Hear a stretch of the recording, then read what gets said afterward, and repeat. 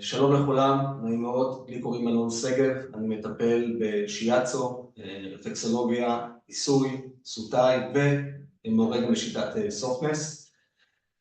אני מזמין אתכם אליי בעצם לסדרת סרטונים קצרה, שבו אני בעצם מנסה לתת לכם מהחוויה הזאת שנקראת סופטנס, לנסות להנגיש לכם את השיטה, להתחכך איתה ולראות בעצם מה היא נותנת.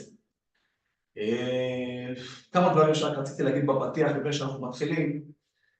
אחד, מדובר בעיניי בשיטה נהדרת, שכמטפל אני יכול להגיד שאני מצאתי אותה כשיטה שהיא גם אפקטיבית וגם מגיעים איתה לתוצאות הרבה יותר מהירות משיטות אחרות. שתי דברים חשובים לי להגיד לפני שאנחנו מתחילים. אחד, בסיס העבודה, בסיס התנועה שלנו הוא ברכות, כשם השיטה סופטנס. זאת אומרת, אנחנו לא מחזקים, אנחנו לא מאמצים, אנחנו באים למתוח, אם כבר להעריך, שימו לב לקונוטציה, אוקיי? הכל נעשה ברכות והכל נעשה במרווחי נוחות של הגוף. אוקיי?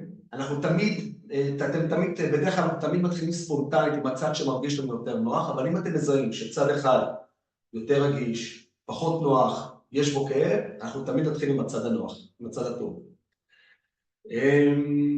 ודבר נוסף שאני רוצה להגיד, שזו בעצם שיטה שמיד מאוד מצאתי אותה כבעצם כדרך חיים. אם אנחנו ניתן לעצמנו, תיתנו לעצמכם באמת את האפשרות להיפתח לכל העולם הזה, ולצלול לתוכו, אתם תראו שבעצם אם אנחנו נדע להטמיע תנועות, שאנחנו יכולים לקחת אותן ליום יום, זאת אומרת, בין אם אנחנו עומדים, בין אם אנחנו יושבים, בין אם אנחנו נמצאים שעות מול מחשב בעת ישיבה, או בין אם אנחנו נמצאים במצב של שכיבה, אם אנחנו נדע להטמיע תנועות טובות, אוקיי, שיכולים להקל במהלך היום, ולא לחכות רק לגמור את היום, אולי ללכת למטפל כזה או אחר, לשיטה כזו או אחרת, כדי לנסות להקל, ונמצא אולי את הדרך לעשות את זה בעצמנו, אני חושב שזה פשוט דבר מבורך.